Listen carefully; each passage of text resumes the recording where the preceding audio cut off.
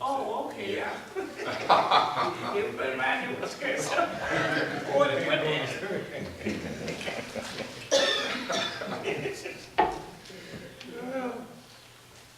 So, figuratively, that Peter wants us to gird up the loins of our mind, because again, this is the area that Satan attacks most, our minds. And what are the dangers of not wearing the belt? Romans 12:2.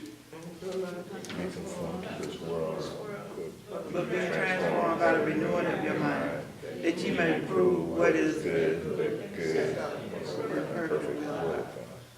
The world we live in teaches that truth is what we make it, that good and bad are relative and there are no absolutes, only equal valid opinions. But the Bible teaches that truth is God's word, that good and bad are defined by Him, and that there are eternal and unchangeable absolutes, uninfluenced by opinions. Paul wrote to the Romans, telling them to not be conformed to this world. Part of that means not buying into a system of belief that says absolute truth is a myth. As Christians, we know both that there is truth and that it is absolute. So, Second, our government and many people that are not a part of the government believes that the Word of God and God Himself even has nothing at all to do with the government, and that God and His Word has nothing to do with the political system.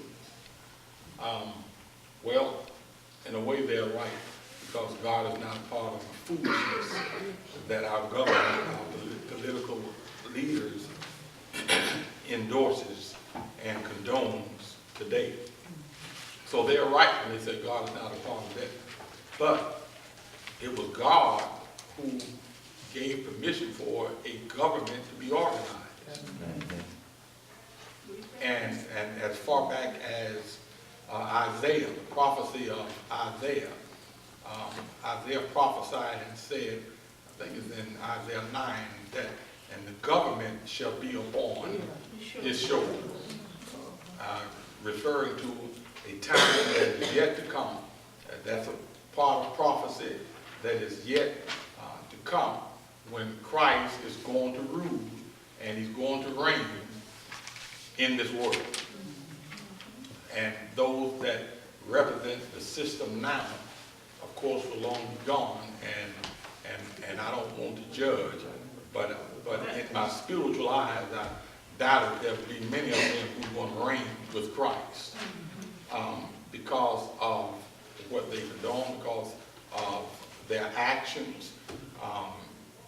They do not believe in the fact that all men were created equally. The richer they are, the less respect they have for anybody that's middle class or of a lower class families. They believe that the rich is supposed to rule the world. And what's worse, they believe that the white folks are supposed to rule the world. That the purpose of white folks being on the planet is to rule the world. But the truth of the matter is that leadership, political leadership and positions started in the East, in places where there were only black folk, in the places where Solomon and the like came from. And even today, the people that occupy that part of the world are still black. So political power started back even in Genesis with Abraham and the like. Those were not Caucasian people. They were dark-skinned Hebrew or Jewish people. We, as African Americans, came from those people. But because of slavery, we lost our positions, our titles, our power. And God is trying to give it back to us, but we don't want it. We don't want the responsibility of it. Amen. And we like dollars so much that we'll sell our power, sell our freedom. But God created us to be kings and queens. So do not conform to the world, but be Transform. changed by the renewing of your mind, so that you can prove what is that good and acceptable and perfect will of God. Now in 2 Timothy chapter 2 verse 15, Paul wrote to Timothy and said to do what? Be diligent to present yourself approved to God, a worker who does not need to be ashamed, rightly dividing the word of truth. Imagine a belt with a segment missing. No matter how tiny the silver that isn't there, the belt is still useless. To do this job, it must be one continuous, unbroken piece. Now imagine living a way of life you don't completely agree with. Maybe it doesn't seem like a big deal after all. What are a couple minor points that you are not sure about? They are everything. To try to live God's way without total belief in His fidelity is like trying to prove Yes, Lord. His Belt, Neither will work. Our trust in God and His word must be solid, without break, or else we will quickly find ourselves without a weapon. No matter how effective the rest of our armor is, we are useless without our sword. We need to be rightly dividing the word of truth, knowing what we believe and why. No matter how effective the rest of our armor is, we are useless without what? Sword. Our sword. Sword. What is the sword? The word of God. The word of God. So without the word of God, the sword, we are defeated in spiritual warfare. And that's why the enemy wants to keep you from knowing and understanding the word of God. That's why he attacks your area or the area of interest in the word of God. Your interest in studying the word of God, your interest in praying the word of God, because that's where your power lies. And I've said before, when you pray, you ought to pray the word of God. If you do not pray the word of God in your prayers do not have the power that they otherwise would have. If you do not speak the word of God, you are defeated against the enemy. You say, well, I think about the word of God. It is not enough to think the word of God.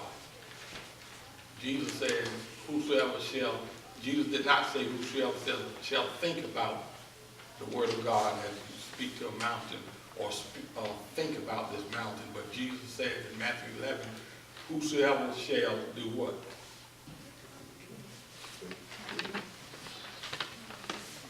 Believe? Excuse me? Believe? Are you saying believe? Let me phrase the question again. Jesus did not say whosoever shall think about this mountain, but whosoever shall Speak. speak or say unto the mountain. Come on, y'all. This is not new, y'all. But whosoever shall say unto the mountain, do what? And do what? Yep. I hear one, Evangelist Brown, hold your peace, because everybody should know this verse by now. Whosoever shall, and if you know it, say it out loud, please. Don't mumble it. I can't hear you up here. Whosoever shall speak to the mountain, And say or believe. that the mountain shall be moved, it shall be moved. All right, turn in your Bibles to Mark chapter 11. Y'all gonna have to start remembering the scripture. If you don't remember, you can't speak them, you can't quote them. And if you can't quote them, they won't do you any good.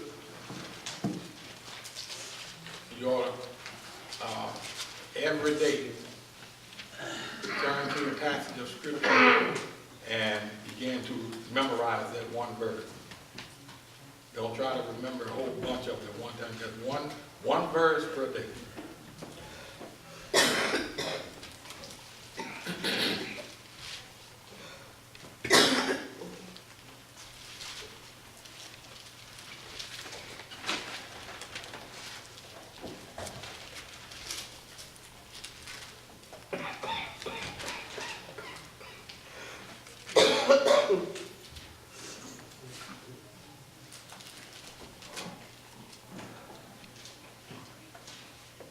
Mark 11, start reading at verse 22.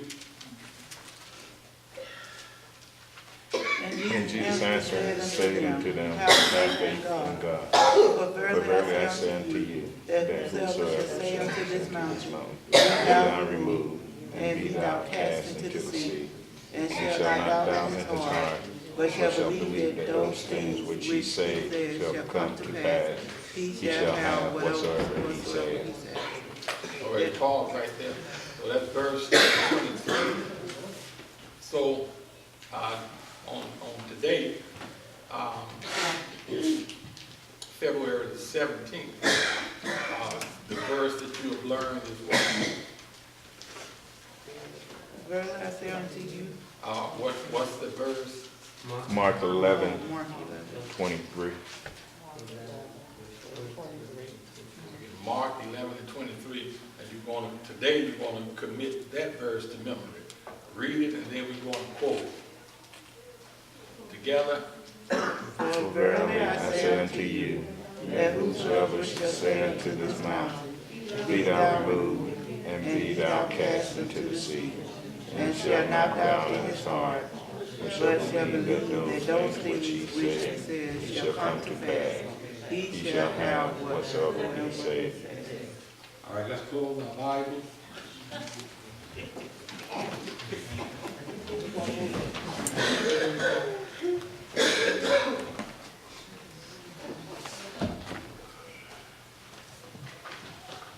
All right. And Jones. I don't have a Bible. I don't have no. Okay. Now, let's quote what we just read. Only verse 23.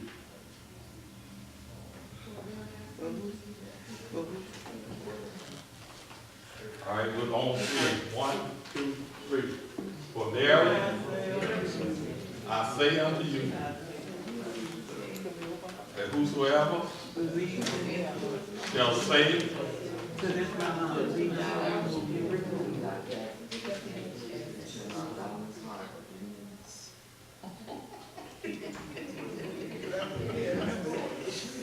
you read it as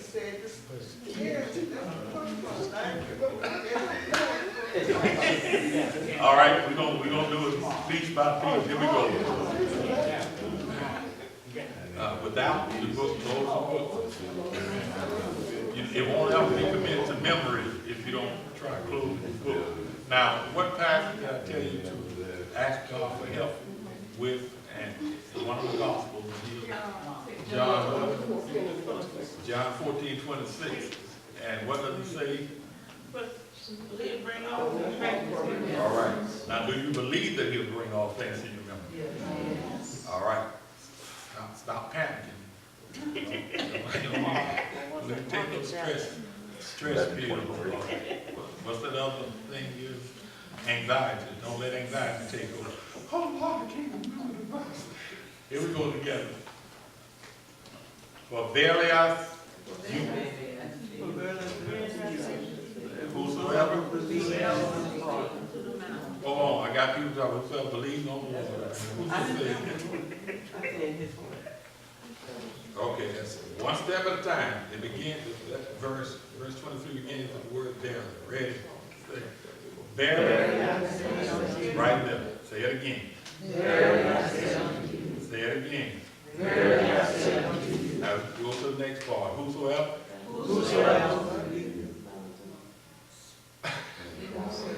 All right, say it again. Whosoever shall do what? Do what? And do not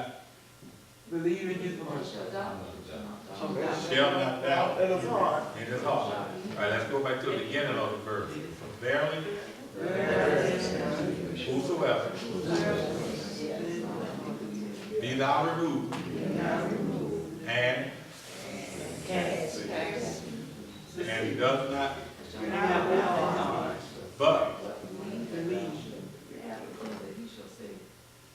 but believe that those things which he said shall come to pass. All right, you said. Shall come to pass. Say it again. Shall come to pass. No, you don't need to trick me up like that.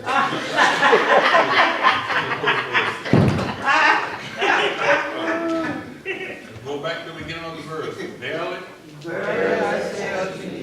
whosoever shall say. All right, let's put an order to it. Who are we speaking to? What are we speaking to? A mountain. So, but verily I say unto you, whosoever shall say to this mountain. Let's go that far. Let's go. For verily I say unto you, and whosoever be removed and do not but believe those things which he says shall do what? He shall have what? Whatsoever. If you keep doing it like that, one verse a day, you come in here on the Wednesday night, and I'll teach me. I'll just begin a verse, and you'll know exactly what I'm getting ready to say. Like Mother Parker said, she was reading this morning, and now just stayed at home. I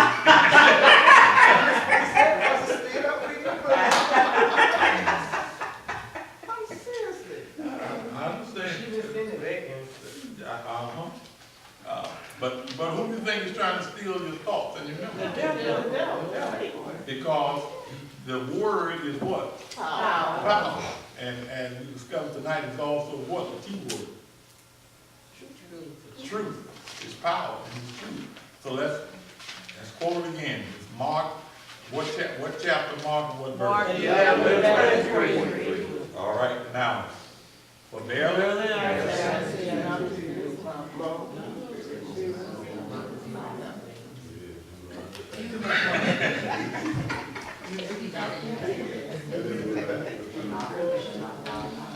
all right, let me start right here on this road. All the way back, and then we'll get the next. Let me hear from Evangelist Brown on the back. For verily, unto you. You're right. You're right. Huh? For verily I say unto you what? Whosoever. Be thou cast into the sea, and Do not doubt those things in our heart, but believe that those things shall come to pass. believe that those things which he says shall come to pass. He shall have whatever he says. The key to remembering this verse is that the word say is in that 3 times. For verily I say unto you, that's the first thing. Whosoever shall say unto this mountain, that's the second thing. Be thou removed and cast into the sea. Do not doubt in his heart, but believe that those things which he says, that's the third time, shall come to pass. He shall have whatsoever he says. Second half.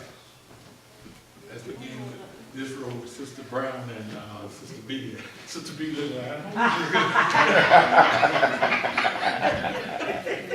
All right. Okay, Jen. All right, the rest of y'all, that's the guidance too. All right. Verily? No, not to the mountain yet. This is Jesus talking to the guy. For verily I say unto you, ready for verily? Whosoever Say.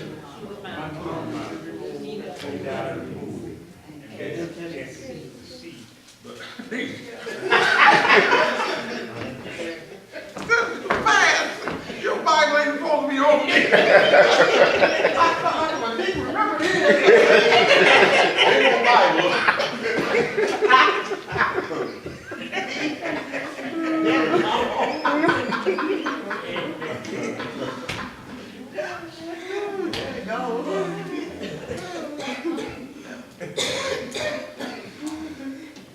All right. All right, here we go last time. For very,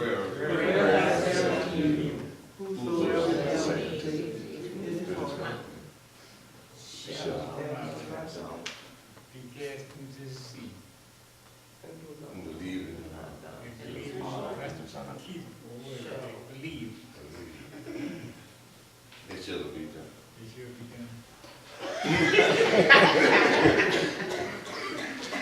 all right, that's your assignment for next Wednesday, all right? That's your assignment for next Wednesday. Memorize Mark 11, verse 23. One verse. You got the whole 7 days, right? Now, sit down and come back again. Don't stay home because you got to hear it. Yeah. Remember Mark 11, verse 23. We can do that, right? Yeah. Why? Because we can do and John 14:26 says the Holy Spirit is going to Bring it back to your Huh? But it's the same. I know I say I'm late, but I'm gonna be saying sure and we won't be married. As long, regardless of the translation, if it's a surely, then you say a surely. If your translation says very, it means the same. I got you. One I was reading says speak. Instead of say. Yeah. Yeah. And then I was reading also, it didn't mean a physical law. It was talking about, you know. A situation.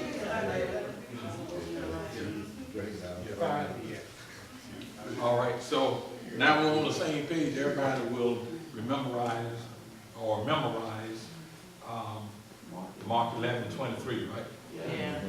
So in other words, you won't be looking at the half and half